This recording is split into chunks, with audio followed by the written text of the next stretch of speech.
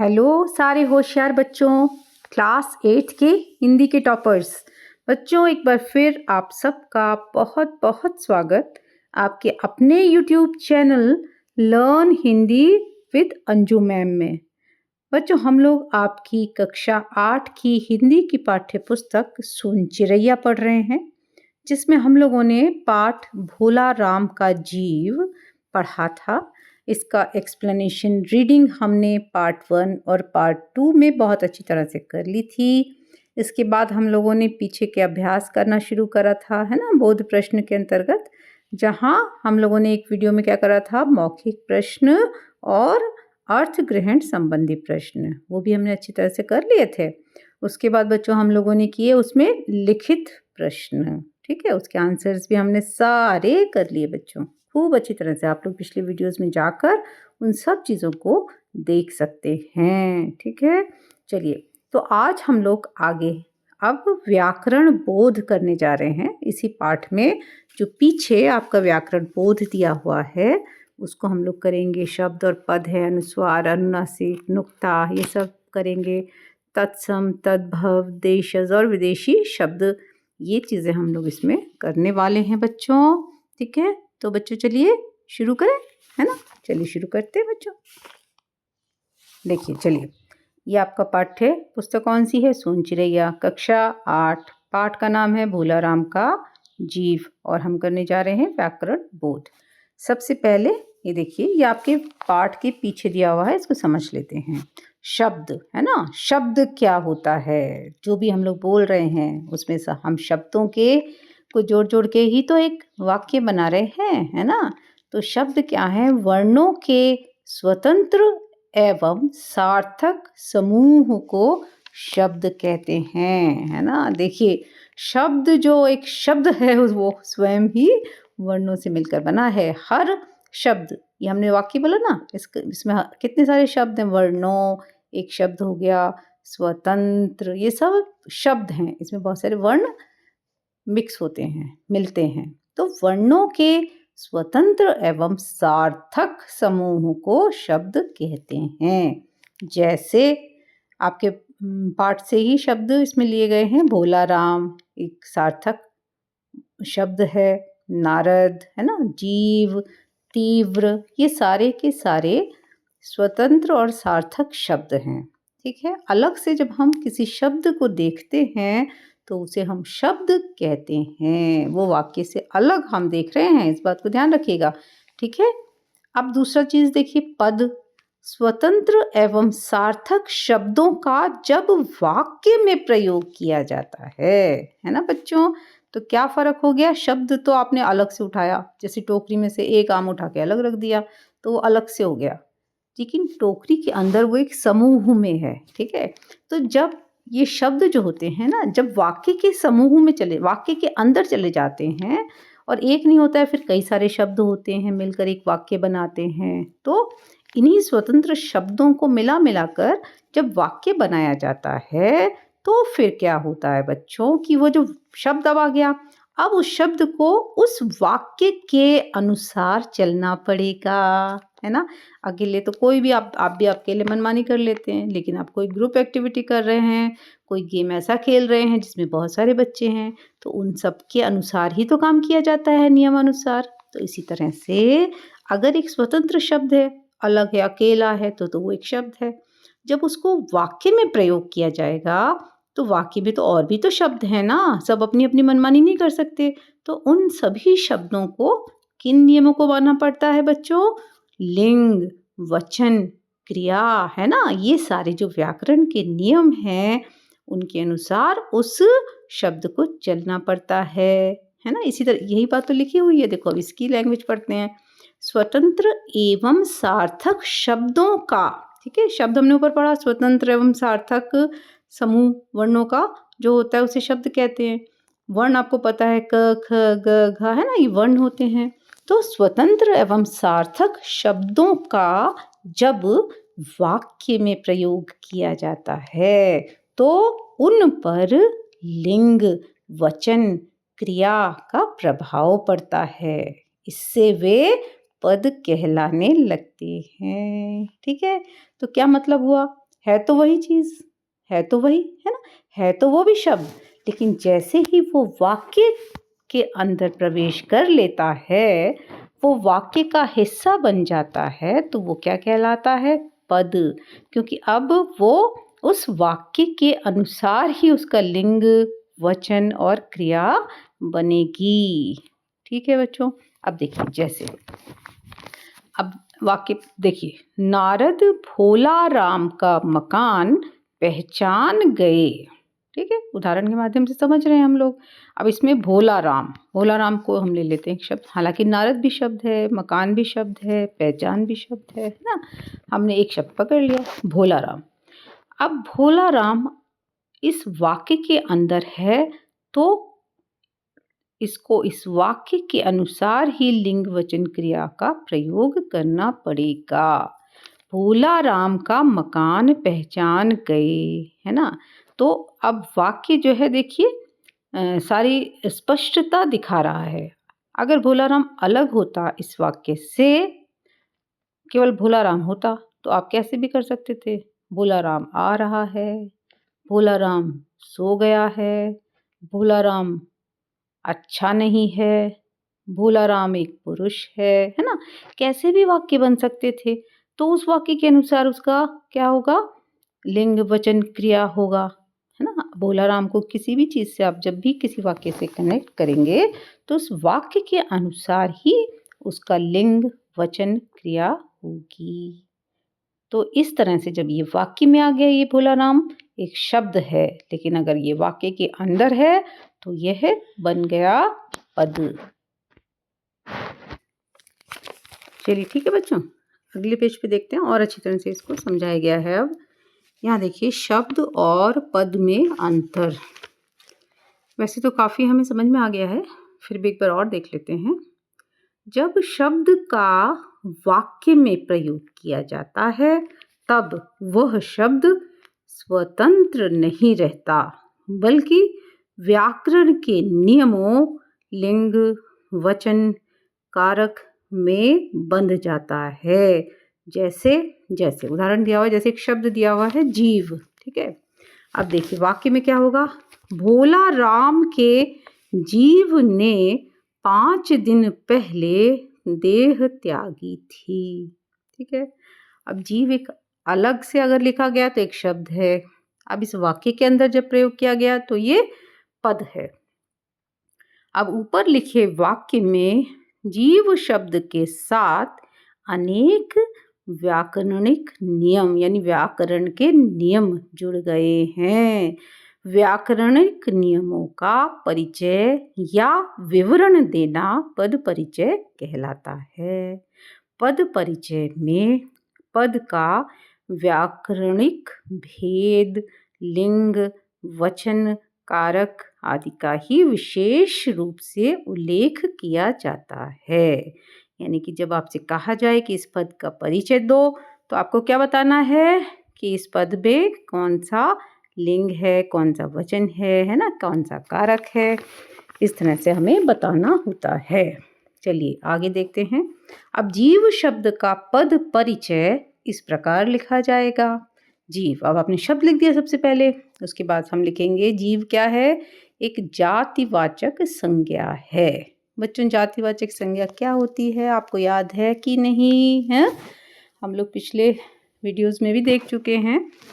नहीं याद है तो मैं एक बार वापस दोहराती हूँ बच्चों। संज्ञा पहले तो क्या होता है? संज्ञा किसी वस्तु, व्यक्ति या स्थान के नाम को संज्ञा कहते हैं। ठीक है, एक होती है व्यक्तिवाचक संज्ञा, एक होती है जातिवाचक संज्ञा, एक होती है भाववाचक संज्ञा। ठीक है, तो यहाँ पर जातिवाचक कहा गया है। जातिवाचक किसे कहते हैं? 2 होते हैं। देखिए, व्यक्तिवाचक किसे कहते हैं? जब किसी विशेष व्यक्ति का हम नाम लेते हैं तब हम उसे व्यक्तिवाचक संज्ञा कहते हैं। जैसे आप लोग के मान लो किसी का नाम राहुल है, किसी का नाम श्रेया है ना, तो ये क्या हो गए? व्यक्तिवाचक, क्योंकि ये व्यक्ति विशेष के नाम है ना। इसी तरह से आप में से कोई राजस्थान में रह रहा है, कोई बंगाल में है, कोई महाराष्ट्र में है ना, तो वो सब शहरों के नाम, वो भी विशेष हैं, विशिष्ट शहरों के नाम है, तो वो सब क्या है? व्यक्तिवाचक। तो किसी विशेष व्यक्ति का नाम, किसी विशेष स्थान का नाम, किसी विशेष वस्तु का नाम है ना, वो सब होते हैं व्यक्तिवाचक संज्ञा। जातिवाचक संज्ञा वो होती है बच्चों जिस शब्द से हम उस जाति के बारे में जानते हैं, किसी विशेष व्यक्ति के बारे में नहीं जानते। जैसे मैं आपको पढ़ाते-पढ़ाते क्या बोल रही हूँ बार-बार, बच्चों, बच्चों। तो बच्चों मतलब बहुत सारे बच्चे, एक ग्रुप, है ना? सब बच्चे, जो भी बच्चे, सब जातिवाचक संज्ञा कहलाएँगे। किसी विशेष बच्चे का नाम थोड़ी ले रही हूँ मैं। पर्सनली तो मैं आपको नहीं जानती, मैं आपका नाम नहीं ले रही हूँ अभी। अभी तो मैं सामान्य शब्द बोल रही हूँ बच्चों। तो बच्चों क्या हो गया? जातिवाचक संज्ञा। ठीक है बच्चों, समझ आ गया? चलिए, तो अब इसमें जीव में क्या है? जातिवाचक संज्ञा है। समझ गए आप? जीव यानी आत्मा, वो तो किसी की भी हो सकती है, एक सामान्य होती है, सभी के पास आत्मा होती है। तो इससे एक जातिवाचक संज्ञा का बोध हो रहा है। अब इसमें एक वचन है, वो आपको दिख रहा है ना? एक वचन, जब हम किसी एक ही व्यक्ति की, एक ही वस्तु की बात कर रहे हैं तो वहाँ एक वचन होता है, और उससे ज़्यादा होते हैं तो वहाँ बहुवचन होता है। ठीक है? पुल्लिंग, नाम से आपको पता लग रहा है जीव पुल्लिंग है। अब यहाँ जीव नहीं लिखा होता, आत्मा लिखा होता तो आत्मा को हम स्त्रीलिंग मानते हैं, लेकिन यहाँ पर जीव लिखा हुआ है। मैं केवल समझाने के लिए आपको बोल रही हूँ बच्चों आत्मा, लेकिन जीव लिखा हुआ है तो जीव पुल्लिंग है। ठीक है? फिर कर्ता कारक, ये कर्ता कारक है क्योंकि भोला राम का जीव है ना? तो कर्ता है, ये कर्ता कारक है। अब देखिए रेखांक, अब आपको करना है ना? ये तो आपने समझाने की बात थी, आपकी किताब में जो समझाया गया उसे मैंने थोड़ा सा डिटेल में आपको एक्सप्लेन किया। केवल पढ़ने से बच्चों थोड़ा सा नहीं समझ में आता है, तो मैंने आपको स्पष्ट कर दिया है। कहीं पर अगर आपको कठिनाई आ रही है अभी भी, तो आप मुझे कमेंट करके बताएंगे कि ये चीज़ दोबारा से समझाई जाए या इसको और अच्छी तरह से बताया जाना चाहिए, कि आपको अभी नहीं समझ में आया है। प्लीज़ मुझे बताएंगे तो मैं आपको बहुत अच्छी तरह से उसी उसी पिन पॉइंटेड चीज़ पर ही अलग वीडियो बना के बहुत अच्छे से आपको समझा दूँगी, है ना? चलिए, अब हम इसका अभ्यास करते हैं। रेखांकित पदों का परिचय दीजिए। का है भोला राम ने। अब जो बच्चों अंडरलाइन शब्द है ना, उसको मैंने ऐसे डॉट्स के बीच में कर दिया है, क्योंकि ये मेरे को अंडरलाइन करना एक्चुअली आया नहीं बच्चों। इस पे वीडियो बनाते समय मोबाइल पे वो फीचर मुझे मिला नहीं, तो मैंने इसको ऐसे कर दिया। तो आप इसी को अंडरलाइन मान लें। भोला राम ने संसार ही छोड़ दिया। अब यहाँ भोला राम एक व्यक्ति है, पुरुष है ना? तो पुल्लिंग हो गया। एक नाम है विशेष व्यक्ति का, तो व्यक्तिवाचक संज्ञा हो गई। एक वचन है, एक ही व्यक्ति है, तो एक वचन हो गया, और कर्ता कारक हो गया, है ना? चलिए, कर्ता कारक में सब्जेक्ट, जो आपने इंग्लिश सेंटेंस से पढ़ा ना, सब्जेक्ट होता है ना वाक्य में, उसे हम कर्ता कहते हैं। अगला देखिए, मालगाड़ी के डिब्बे रास्ते में कट जाते हैं। अब मालगाड़ी, ठीक है, मालगाड़ी है, जैसे रेलगाड़ी है, ये सब क्या होती है? स्त्रीलिंग कहलाती हैं। रेलगाड़ी आ रही है ऐसे कहते हैं ना हम लोग, इसलिए स्त्रीलिंग है। इसी तरह से मालगाड़ी है। तो मालगाड़ी के डिब्बे रास्ते में कट जाते हैं। अब यहाँ पर क्या है? जातिवाचक। मालगाड़ी तो बहुत सी हो सकती हैं, कोई विशिष्ट थोड़ी होती है, बहुत सारी होती हैं। जब बहुत सारी होती है, एक जाति का बोध हो रहा है, एक समूह का बोध हो रहा है, तो वो जातिवाचक संज्ञा है। फिर एक वचन है, देखो बच्चों, है ना? अगर इसकी बजाय यहाँ मालगाड़ी के डिब्बे ये अंडरलाइन होता तो ये बहुवचन हो जाता। डिब्बे तो बहुत सारे हो जाते हैं, है ना? स्त्रीलिंग है, मैंने आपको बता ही दिया कि मालगाड़ी, रेलगाड़ी स्त्रीलिंग होती है। और संबंध कारक है, क्योंकि मालगाड़ी के, देखो के लगा है ना, का, के, ये जो आता है ना की, ये जो आता है जुड़ के, तो वो संबंध बताता है। किसके डिब्बे? मालगाड़ी के डिब्बे। ठीक है बच्चों, समझ गए ना? चलिए आगे चलते हैं। अगला ग वाक्य देखते हैं। नारद ने कहा, मुझे भिक्षा नहीं चाहिए। अब नारद अंडरलाइन है ना? तो नारद तो क्या है? व्यक्तिवाचक, एक विशेष व्यक्ति का नाम है। नारद तो एक ही है पूरे ब्रह्मांड में, है ना? तो एक हो गया, व्यक्तिवाचक संज्ञा हो गई पहली बात। फिर नारद एक हैं तो एक वचन हो गया, पुरुष हैं पुल्लिंग हो गया, और कर्ता कारक। नारद ने, कर्ता ने, है ना? तो ये हो गए कर्ता कारक। अगला देखिए, भोला राम की पत्नी बाहर आई। बच्चों यहाँ पर अब देखिए, थोड़ा सा ध्यान दीजिएगा। भोला राम की पत्नी, अब यहाँ पर एक कन्फ्यूज़न मुझे थोड़ा सा हुआ। मैं इसको व्यक्तिवाचक मान रही हूँ, जबकि कई जगह इसे जातिवाचक मैंने देखा लिखा हुआ है। ठीक है। तो आप अपनी टीचर से स्पष्ट करिएगा कि वो इसे जातिवाचक कहती हैं या व्यक्तिवाचक। कैसे मैं इसे व्यक्तिवाचक मान रही हूँ वो मैं आपको बता देती हूँ। क्योंकि अगर देखिए सिर्फ पत्नी होता, केवल पत्नी अंडरलाइन लाइन होता तो पत्नी शब्द जातिवाचक संज्ञा होती है, क्योंकि पत्नी तो किसी की भी हो सकती है, एक समूह का बोध होता है। इसी तरह से लेकिन यहाँ लिखा है भोला राम की पत्नी, यहाँ पर नाम विशेष नहीं है। हमने क्या पढ़ा था कि व्यक्तिवाचक संज्ञा किसी विशेष व्यक्ति का नाम होता है। अब यहाँ पत्नी का नाम नहीं दिया हुआ है, इस आधार पर कई लोगों ने इसे जातिवाचक संज्ञा माना। मेरा अपना सोचना है बच्चों की भोला राम की पत्नी अगर कहा जा रहा है तो केवल एक ही व्यक्ति विशेष होगी वो, है ना। भले ही यहाँ पर उसका अपना नाम नहीं है, लेकिन भोला राम की पत्नी के नाम से उससे एक विशिष्ट पहचान है, इसलिए मुझे ये व्यक्तिवाचक संज्ञा लगती है। ठीक है, एक बार आप अपनी टीचर से ज़रूर कंफर्म करिए, जिस भी स्कूल में आप पढ़ते हैं आपकी टीचर जिस हिसाब से बताती है उस तरह से आप एग्ज़ाम में लिखिएगा। ठीक है बच्चों, अब देखिए वचन तो एक वचन ही होगा क्योंकि एक ही व्यक्ति की बात हो रही है। स्त्रीलिंग है, पत्नी है तो निश्चित रूप से स्त्रीलिंग होगी। और संबंध कारक यहाँ पर है क्योंकि भोला राम की पत्नी है। का, के, की जो होते हैं वो संबंध बताते हैं। ठीक है, चलिए ये तो आपका ये वाला हुआ। अब व्याकरण बोध में दूसरी चीज़ क्या है दी हुई है, उचित स्थान पर अनुस्वार, अनुनासिक और नुक्ता लगाइए, है ना बच्चों। अनुस्वार क्या होता है, जो हम बिंदी लगाते हैं ना ऊपर, उसे हम अनुस्वार कहते हैं। अनुनासिक क्या होता है, जो चंद्र बिंदी लगती है। बच्चों इसमें केवल चंद्र बिंदी, ब्रैकेट मैंने खाली इसलिए छोड़ दिया, यहाँ पर चंद्र बिंदी टाइपिंग में आ ही नहीं रही थी, किसी शब्द के ऊपर ही आ रही थी, वर्ण के ऊपर ही आ रही थी, इस वजह से खाली रह गया। इसको आप समझ लीजिए कि चंद्र बिंदु जो होता है उसे कहते हैं ना। और नुक्ता जो नीचे की तरफ एक बिंदी लगती है ना, अभी आप लोग आगे शब्द देखेंगे तो अच्छी तरह से समझ में आ जाएगा। तो हमें ये लगाना है जहाँ पर आवश्यकता है। एक तरह से हमें आप ये मान लीजिए कि इन शब्दों को इनकी स्पेलिंग जो है सही करनी है। करेक्ट शब्द लिखते हैं, गलत लिखे हुए हैं, स्पेलिंग सही नहीं लिखी हुई, हमें सही करनी है। पहला देखिए क शब्द, अब क्या दिया हुआ है, सिफारिश।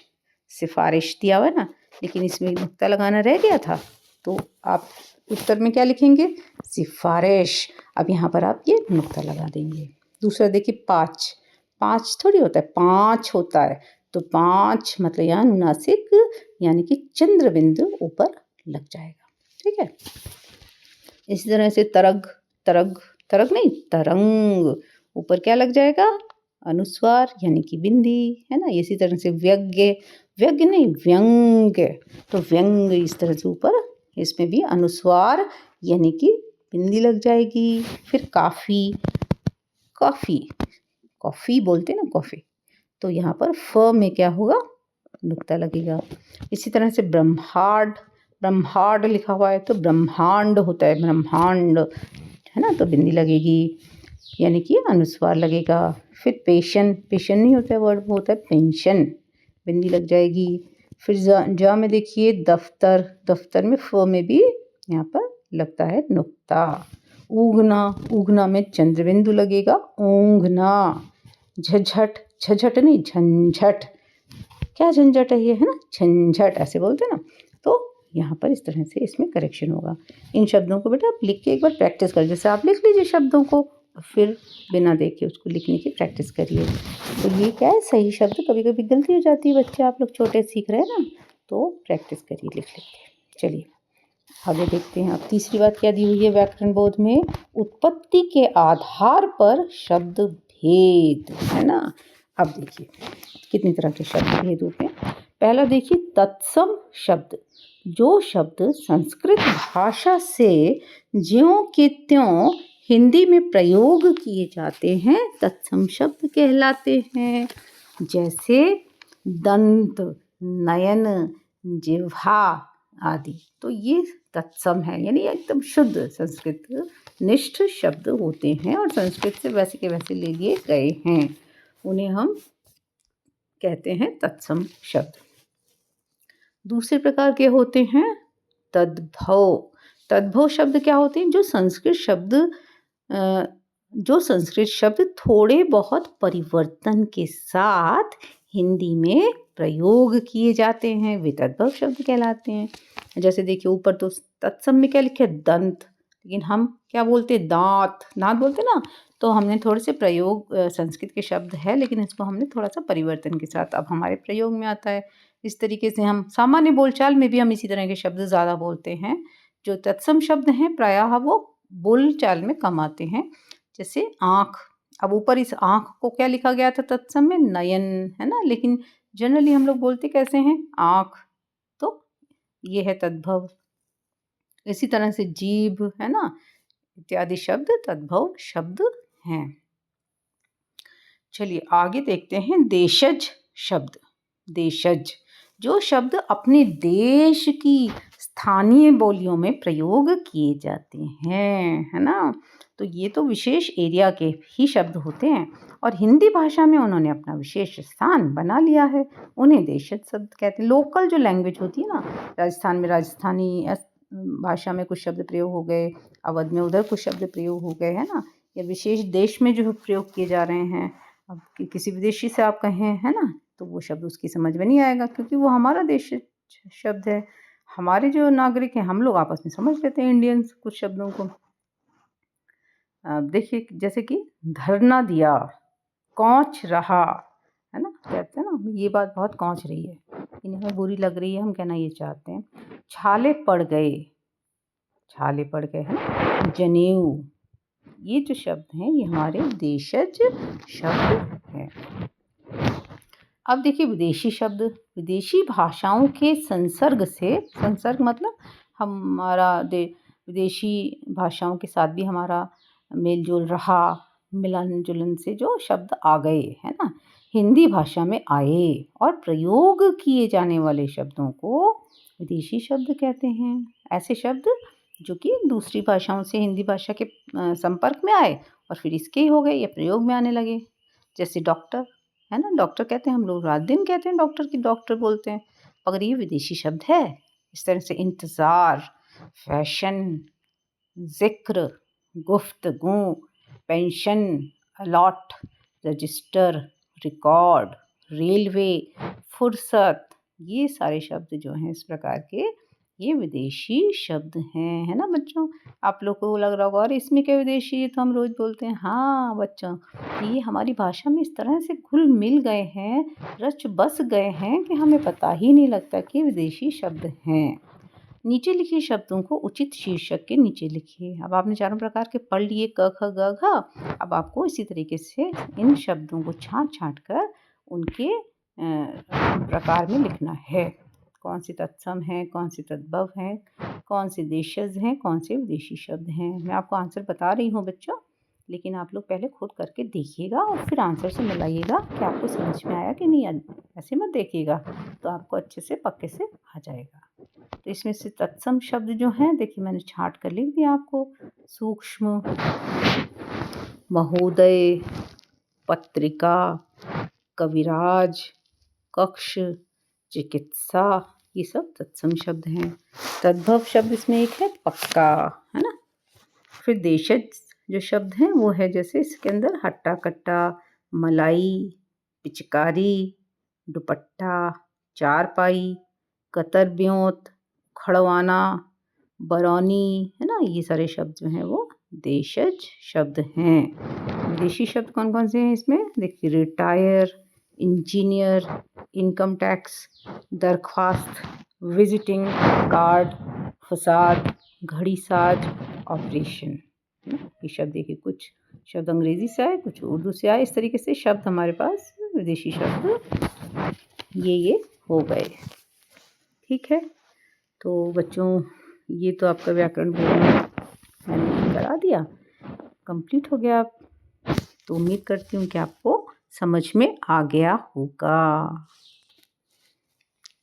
ओके बच्चों, थैंक्स फॉर वॉचिंग। लाइक करिए, कमेंट करिए, शेयर करिए और इस चैनल को ज़रूर से सब्सक्राइब करिए ताकि आने वाली वीडियोस की नोटिफिकेशंस आपको फटाफट से मिल जाएं और आप बन जाएं हिंदी के टॉपर्स और पढ़ते रहिए लर्न हिंदी विद अंजुमैन में। अगले वीडियो में बच्चों आपसे फिर मिलते हैं, तब तक के लिए जय भारत, जय हिंद।